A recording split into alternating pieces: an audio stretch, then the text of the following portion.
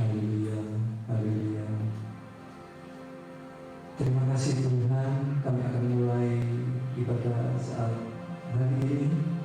Biar Tuhan semua kami serahkan di tangan ya Bapa. Haleluya, Engkau sungguh baik, sangat baik. Haleluya. Terima kasih Tuhan.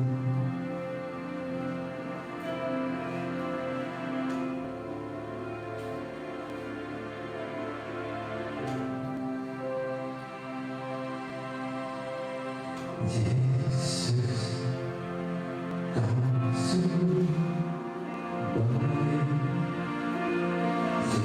Yesus, Namamu indah. Yesus, Ku cinta Kau selalu. Ku tinggikan, Ku agungkan selamanya. Yesus, Kau sungguh baik. Yesus, Namamu indah. Yesus, Ku cinta Kau selalu. Ku tinggikan, Ku agungkan selamanya.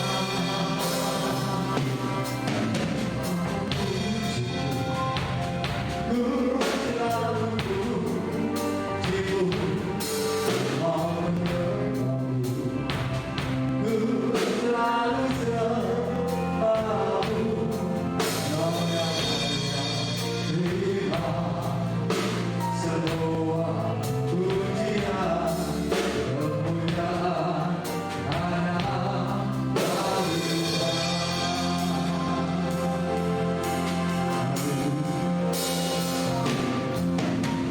Yesus,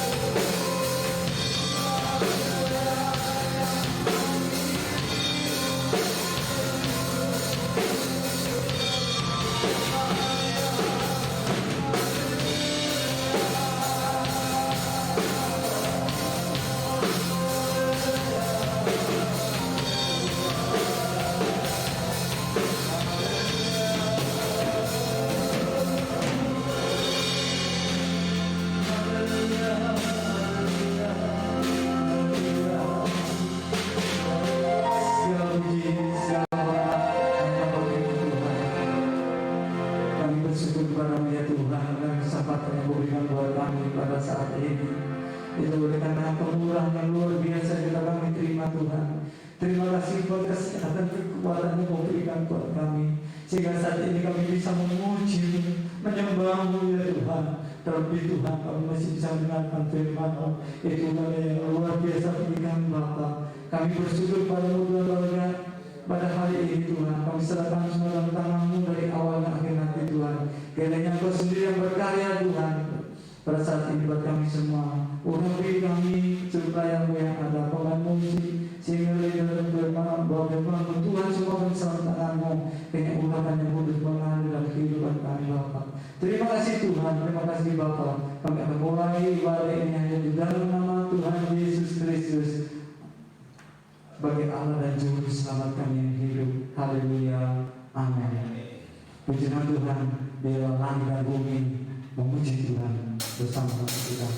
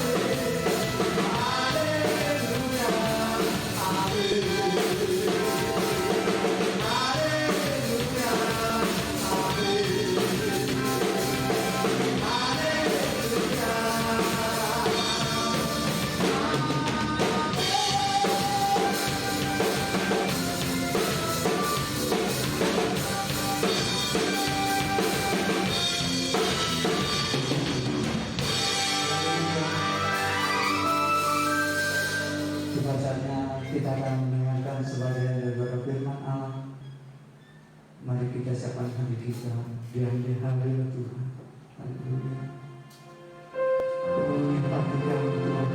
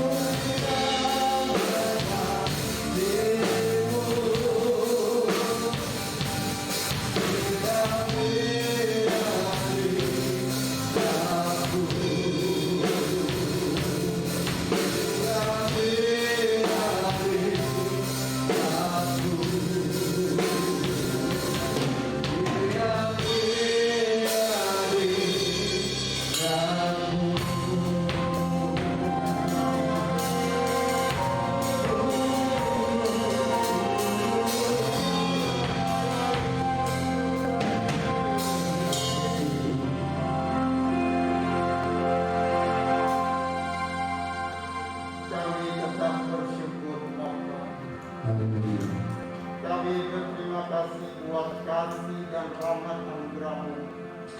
Ya, kami bersyukur buat rencana dan waktu-Mu sungguh indah dan sempurna dalam kehidupan kita semua. Amin. Bapa di surga, pagi hari ini Bapa, kami menerima berkat firman-Mu Bapa. Firman-Mu memberikan sukacita di dalam kehidupan kami. Amin. Bapa, bicaralah melalui firman-Mu, melalui hamba-Mu Bapa. Kami siap Bapa untuk mendengar sabda dan firman-Mu Bapa. Karena firman-Mu tujuan di dalam kehidupan kami. Urapi kami semuanya Bapa. Kuduskan kami kembali Tuhan di dalam nama Tuhan Yesus Kristus. Kami siap Bapa, kami siap dan membuka hati kami, pikiran kami untuk menerima berkat firman-Mu. Di dalam nama Tuhan Yesus Kristus. Haleluya. Amin. Waktu selanjutnya saya serahkan kepada hambanya Pendulur memberitakan firman Allah. Pagi hari ini kita mau membaca firman Tuhan. Apa yang Tuhan persiapkan buat kehidupan umat Tuhan, gereja Tuhan. Untuk kita boleh memiliki roh yang perkasa. Roh keperkasaan yang Tuhan janjikan.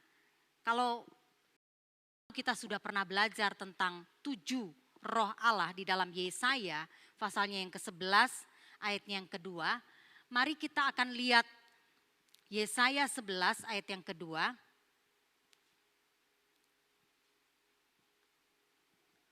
Roh Tuhan akan ada padanya, roh hikmat dan pengertian, roh nasihat dan keperkasaan, roh pengenalan dan takut akan Tuhan.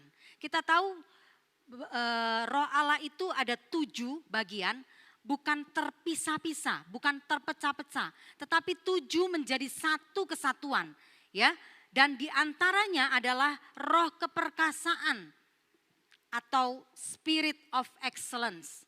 Nah, saudara, kalau kita pernah mendengar istilah di dunia ini tentang service excellence, mungkin pernah saudara dengar ya, service excellence. Ada orang-orang yang mengatakan kita mau memberikan service pelayanan yang excellence, yang luar biasa. Tahukah saudara bahwa roh Tuhan akan memberikan kepada kita roh yang perkasa, ya, roh keperkasaan. Bukan hanya service excellence, tetapi spirit of excellence. Di dalam dunia ini tadi saya sudah katakan bahwa ada yang namanya service excellence. Kita mau memberikan pelayanan, memberikan segala sesuatu yang terbaik, yang paling hebat. Bisa saja secara manusia kita memiliki kedudukan yang hebat, kedudukan yang baik, kita memiliki kekayaan yang baik, yang hebat juga, yang excellence, pendidikan yang tinggi, yang excellence, semuanya yang serba excellence. Tetapi secara tubuh, ya, secara fisik. Nah, Tuhan sekarang sedang membentuk kita, membentuk gereja Tuhan untuk bisa memiliki yang namanya roh keperkasaan. Roh spirit of excellence. Bukan hanya secara tubuh jasmani, kita biasanya untuk kita bisa memiliki tubuh yang sehat, kuat, kita olahraga, kita minum vitamin, kita lakukan hal-hal yang pokoknya untuk supaya kelihatan perkasa di luar. Bagus saudara-saudara, untuk kita bisa memiliki tubuh yang perkasa supaya kalau penyakit datang menyerang, imun tubuh kita akan melawannya. Tetapi tidak cukup saudara, kita memiliki tubuh yang perkasa saja. Pelayanan secara pelayanan jasmani yang perkasa saja. Tuhan menginginkan sekarang gereja Tuhan untuk bisa memiliki roh keperkasaan itu. Spirit of excellence. Nah, kita akan belajar pagi hari ini lewat 2 tokoh di dalam Alkitab yang memiliki spirit of excellence. Siapakah mereka? Kita lihat Daniel yang pertama. Daniel pasal yang keempat.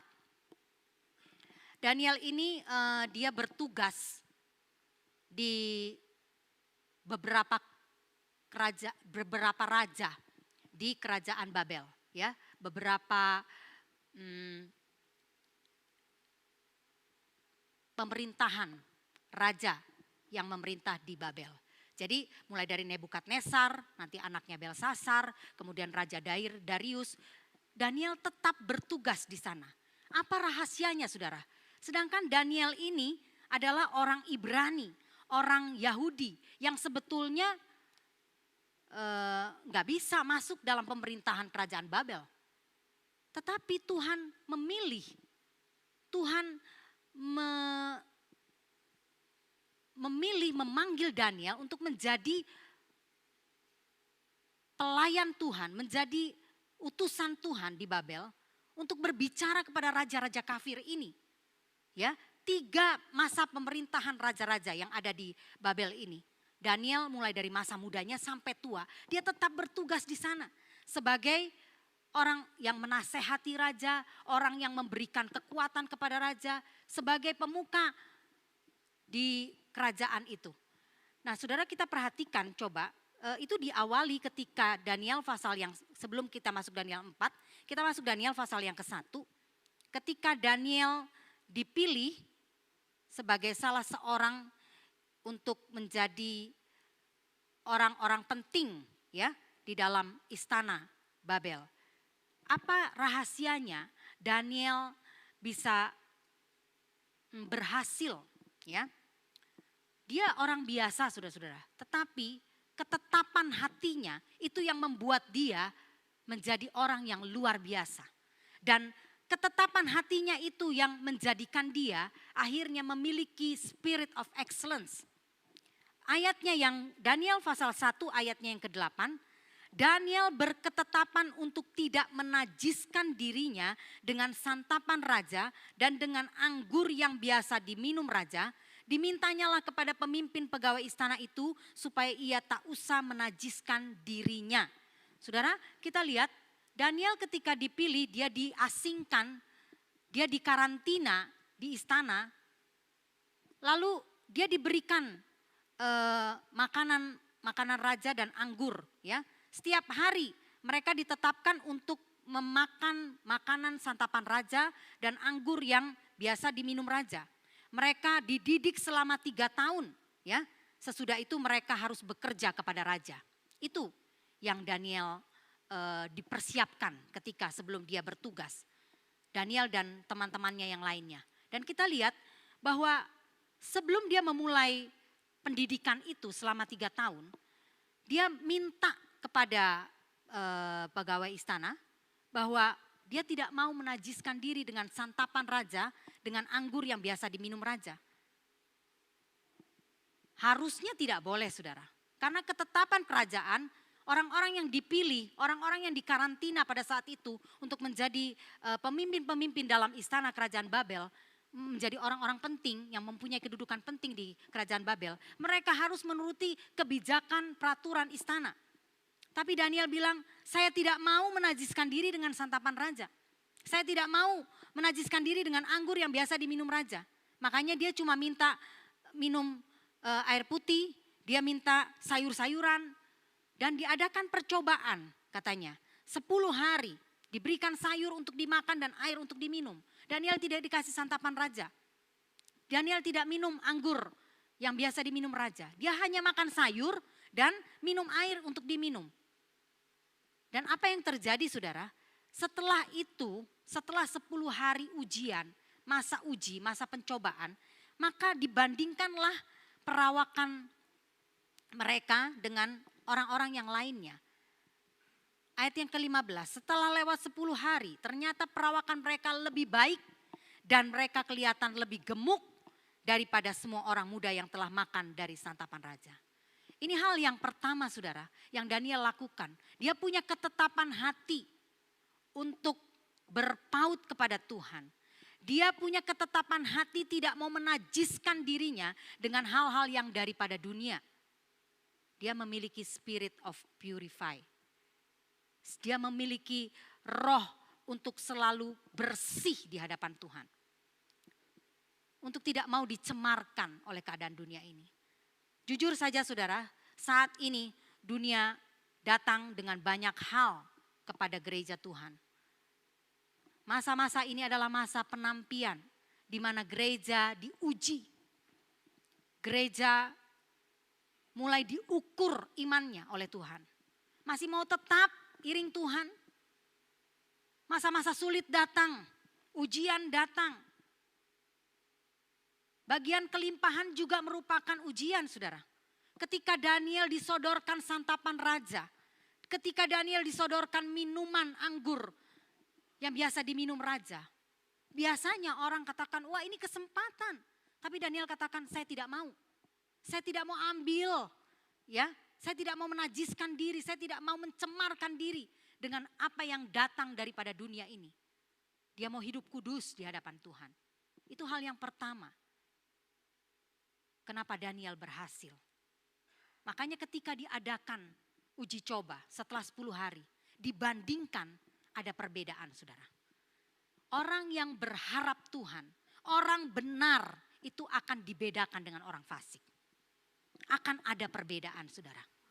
Pertolongan Tuhan untuk orang benar itu ada bedanya dengan orang-orang yang ditolong juga. Orang-orang fasik yang juga mendapatkan pertolongan. Beda, saudara.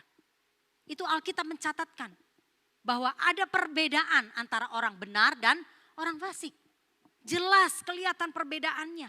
Daniel lebih gemuk dibandingkan dengan orang-orang lain yang makan santapan raja dan minuman raja. Karena ketetapan hati tadi, saudara. Hal yang pertama agar kita memiliki roh keperkasaan adalah ketetapan hati kita. Ketika kita mau ikut Tuhan, kita mau percaya Tuhan, apapun yang datang dalam kehidupan ini, kita harus berketetapan hati untuk tidak menajiskan diri dengan hal-hal yang ada datang dari dalam dunia ini. Amin, saudara. Kita mau tetap bersih, ya. Kita memiliki roh yang bersih di hadapan Tuhan. Jangan sampai kita mencemarkan diri dengan banyak-banyak tawaran yang datang dari dunia ini. Biasanya orang kalau sudah kepepet, begitu datang tawaran, semua mau main diambil aja. Namanya juga orang kepepet ya, saudara. Tapi Daniel katakan enggak, saya tetap berketetapan hati tidak mau menajiskan diri. Itulah yang menyebabkan Daniel dipakai oleh 3 masa pimpinan kerajaan di kerajaan Babel. Sampai masa tuanya. Ayat pasal keempat, Daniel pasal keempat, ayatnya yang ke-8. Ini pernyataan dari Raja Nebukadnezar tentang Daniel. Pada akhirnya Daniel datang menghadap aku, yakni Daniel yang dinamai Beltsasar menurut nama dewaku dan yang penuh dengan roh para dewa yang kudus. Lalu kuceritakan kepadanya mimpi itu. Nah, saudara, Daniel ini terkenal dengan orang yang bisa menabirkan mimpi, ya, mengartikan mimpi. Orang-orang pintar di Babel nggak ada yang bisa mengartikan mimpi Nebukadnezar, tetapi Daniel bisa. Sehingga waktu itu Daniel dipanggil menghadap Nebukadnezar. Lalu Nebukadnezar sendiri menyatakan bahwa dan dia memberi nama Daniel itu nama dewanya, ya. Nama Babel.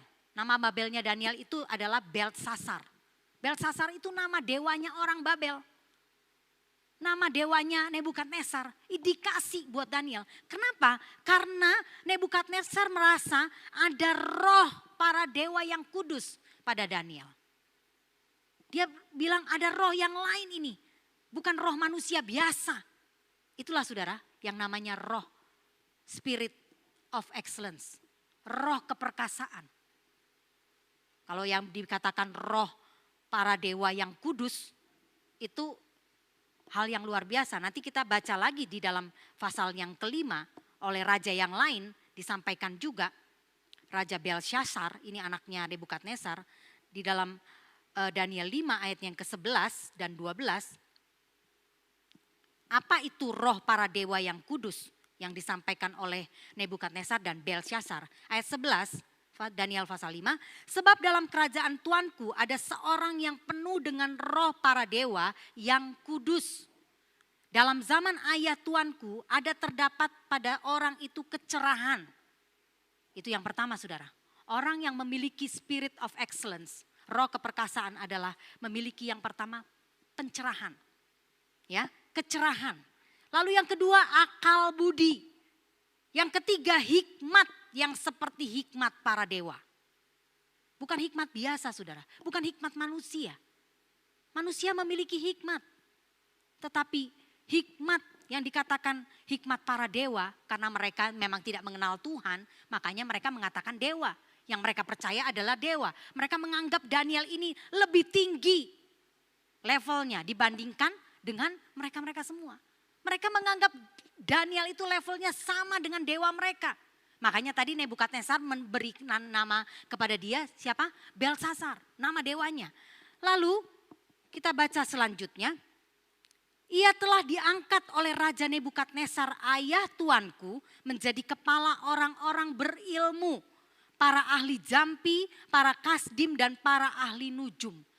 Bayangkan saudara, Daniel ini dipilih oleh Nebukadnezar menjadi kepalanya orang-orang pinter yang ada di Babel. Dia kepalanya, dia pemimpinnya, dia ketuanya. Kenapa? Karena dia memiliki roh yang luar biasa. Roh para dewa tadi. Lanjut ayat 12. Karena pada orang itu terdapat roh yang luar biasa. Garis bawahi saudara, kata roh yang luar biasa. Ini spirit of excellence, roh yang perkasa. Itu yang Tuhan mau kerjakan dalam hidupan gereja Tuhan saat ini saudara.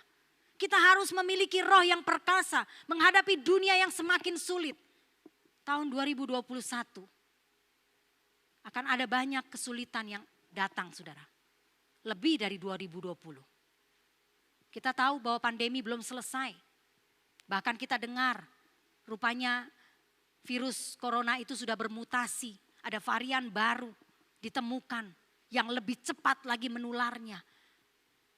Seluruh dunia sekarang semua sedang dalam ketakutan. Bagaimana caranya kita menghadapi? Apalagi musuh kita itu tidak kelihatan saudara. Betul? Virus itu tidak kelihatan. Kita nggak bisa lihat. Kalau kita bisa lihat, bisa terdeteksi virus itu, kita nggak mau deket-deket. Tapi kita nggak bisa. Kita harus jalani hidup kita dan kita harus lewati. Bahkan ketika kita di rumah saja, kita nggak tahu kalau virus itu bisa datang mampir ke rumah kita. Ya saudara, walaupun kita sudah pakai masker, walaupun kita sudah cuci tangan, walaupun kita sudah jaga jarak, karena kita nggak bisa lihat. Itu sebabnya bukan hanya perlu jasmani, badan yang perkasa. Saudara olahraga, saudara minum vitamin, minum obat, minum hal-hal yang obat kuat, itu bagus. Tetapi kita juga harus memiliki yang namanya roh yang perkasa, roh yang luar biasa. Karena ketika tantangan datang, Alkitab sudah menuliskan bahwa musuh kita itu bukan daging dan darah. Musuh kita itu adalah roh-roh jahat di udara. Termasuk virus itu saudara. Itu roh-roh jahat di udara. Yang tidak kelihatan. Gimana caranya kita bisa melawan? Kita harus memiliki roh yang perkasa. Supaya kita bisa melawan. Kalau roh kita kuat, kita pasti menang. Amin. Tuhan sedang membentuk gerejanya saat ini. Untuk memiliki roh yang perkasa. Selanjutnya, orang yang memiliki roh yang luar biasa atau roh yang perkasa. Ayat 12 tadi, karena pada orang itu terdapat roh yang luar biasa. Spirit of excellence. Yang tadi ya saudara, kecerahan, akal budi dan hikmat yang berasal daripada Tuhan. Bukan hikmat manusia. Lalu ada ayat yang ke-12. Dia memiliki roh yang luar biasa dan pengetahuan dan akal budi sehingga dapat menerangkan mimpi. Menyingkapkan hal-hal yang tersembunyi dan menguraikan kekusutan. Yakni pada Daniel yang dinamai Belsasar oleh raja. Baiklah sekarang Daniel dipanggil dan ia akan memberitahukan maknanya. Saudara, kita lihat apa yang dimiliki oleh Daniel ini luar biasa.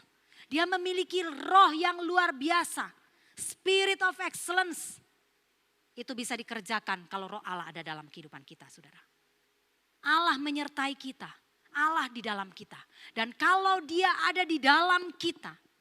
maka kita akan memiliki roh keperkasaan. Amin saudara? Dan kalau kita memiliki roh keperkasaan, kita nggak usah takut apapun yang datang dalam dunia ini saudara. Tantangan-tantangan yang akan datang, yang mungkin lebih menyeramkan dibandingkan tahun 2020. Kalau kita memiliki roh, spirit of excellence ini, kita nggak akan takut lagi saudara. Kenapa? Karena tadi, dia bisa menyingkapkan hal-hal yang tersembunyi. Yang gak kelihatan saudara. Musuh kita itu gak kelihatan. Gimana caranya hadapi? Kalau yang kelihatan kita bisa hadapi. Ya, ada orang mau mukul kita di depan kita, ada orang mau nusuk kita bisa minggir. Kita bisa menghindar. Tapi kalau yang tidak kelihatan itu menghampiri kita lawan dengan apa saudara? Kita harus lawan dengan roh yang perkasa tadi. Spirit of excellence. Itu mengadakan kemenangan yang luar biasa juga. Roh yang luar biasa itulah yang Tuhan mau taruh dalam gereja Tuhan saat ini. Supaya kita menjadi pemenang. Ya, supaya kita menjadi pemenang. Ketika Daniel bisa menyingkapkan hal-hal yang tersembunyi. Lalu dia juga bisa menguraikan kekusutan. Ibu-ibu yang tahu benang kusut. Ketika kita menghadapi yang namanya benang kusut. Gimana caranya menguraikan benang yang kusut. Apalagi kalau dia sudah nyimpul semua jadi satu. Yang paling gampang apa? Kita main potong kan, putusin. Roh yang perkasa sanggup menguraikan kekusutan yang ada dalam dunia ini. Dunia sedang dalam kekusutan yang luar biasa. Akibat dosa, akibat kejahatan, akibat pelanggaran, akibat pemberontakan kepada Tuhan. Maka Tuhan izinkan malapetaka, bencana, penyakit datang. Sebetulnya semua itu mengingatkan kepada kita. Melatih kita. Kenapa Tuhan izinkan badai datang dalam kehidupan kita?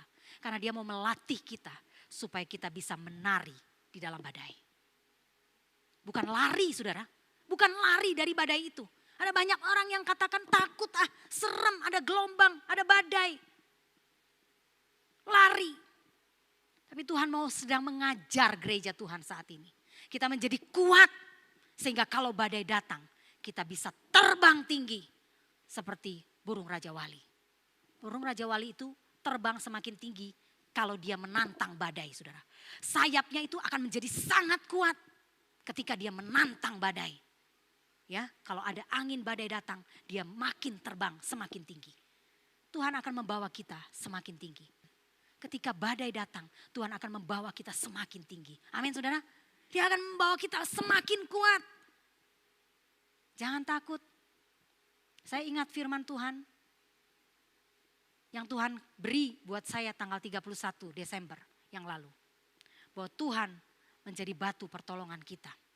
Jangan takut.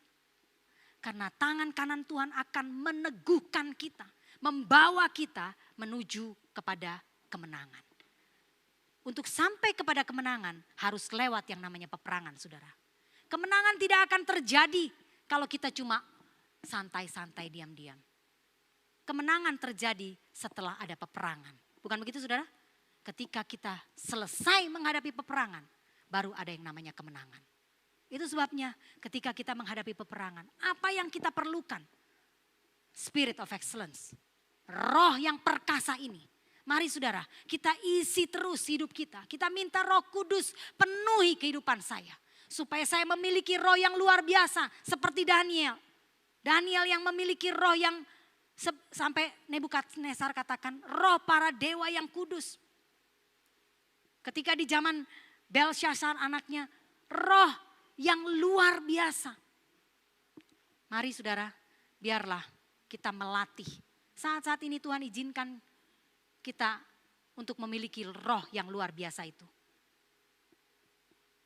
Mari kita masuk, jangan lari.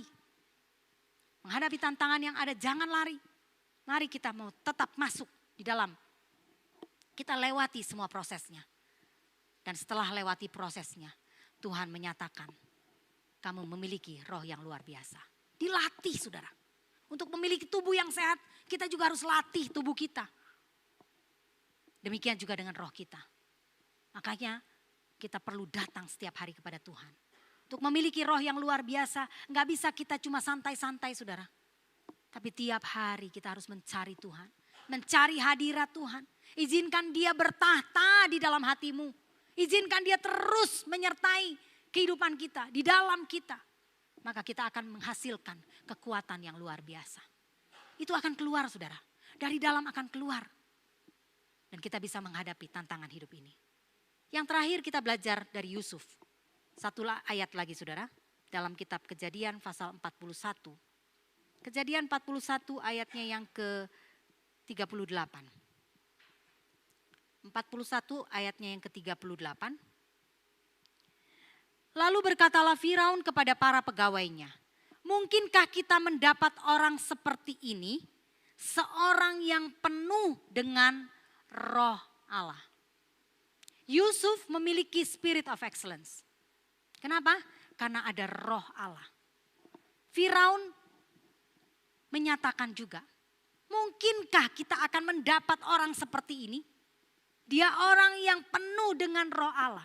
Saudara, kalau roh Allah memenuhi kehidupan kita, kita akan memiliki spirit of excellence. Kita akan memiliki roh yang perkasa.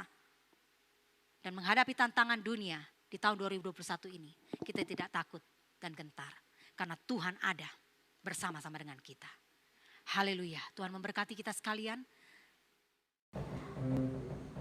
Haleluya, puji Tuhan. Saudara diberkati lewat firman Tuhan. Untuk menjadikan kita menjadi anak-anak Tuhan yang perkasa, yang kuat di dalam Tuhan. Puji Tuhan. Kita akan mengakhiri ibadah kita dengan mengucap syukur kepada Tuhan. Biarlah Tuhan yang akan terus memegang kehidupan kita. Dimanapun kita berada, dalam kesukaran apapun hari-hari ini. Percayalah, tangan Tuhan yang akan memegang kehidupan kita. Mari kita berdiri semua. Akan berdoa mengucap syukur dan mengakhiri ibadah kita. Haleluya. Ku tidak takut sebab Kau besertaku. Berikan pujian hati kita dengan ucapan syukur yang kita naikkan kepada Tuhan.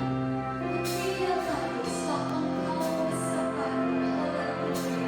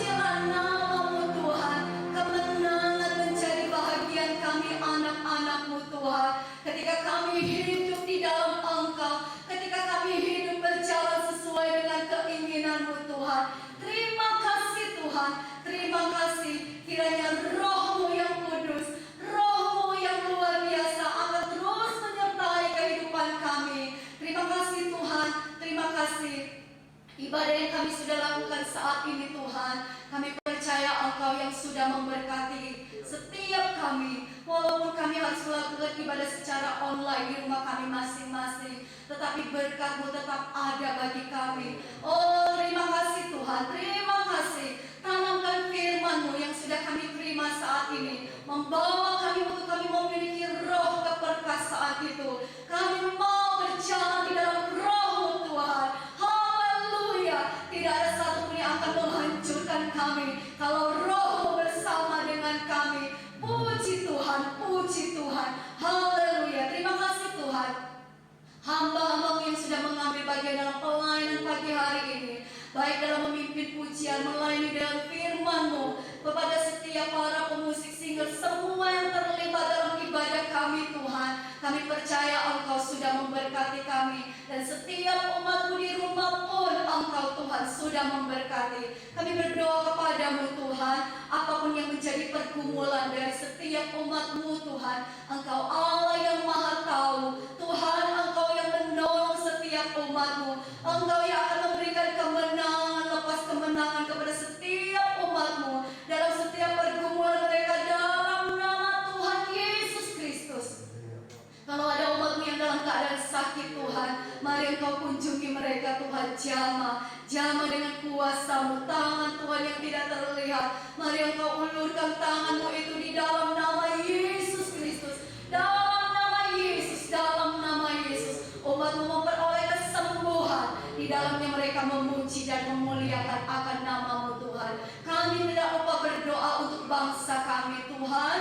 Engkau tetap tolong bangsa kami menghadapi masa-masa sulit ini Tuhan. Berikanlah hikmat kepada para pemerintah kami Tuhan. Biarlah mereka dapat melakukan tugas mereka dengan baik Tuhan. Kami berdoa bagi mereka yang mengalami penyakit akibat virus ini Tuhan. Dalam nama Yesus Tuhan, tolong sembuhkan mereka. Dalam nama Yesus, dalam nama Yesus. Terima kasih Tuhan. Bangsa kami akan melewati masa ini bersama dengan pertolongan Tuhan. Haleluya.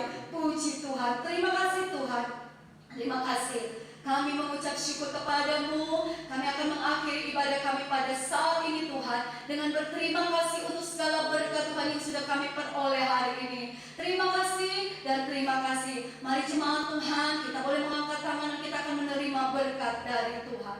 Kiranya berkat anugerah dari Allah Bapa, cinta kasih dari Tuhan Yesus, persekutuan di dalam Roh Kudus menyertai kehidupan kita semua, mulai saat ini, besok, dan sampai Tuhan Yesus datang kembali dalam kemuliaan-Nya menjemput kita semua. Di dalam nama Tuhan Yesus Kristus. Haleluya, haleluya. Amin. Puji Tuhan, Tuhan Yesus memberkati. Tetap jaga kesehatan. Sampai bertemu di hari Minggu yang akan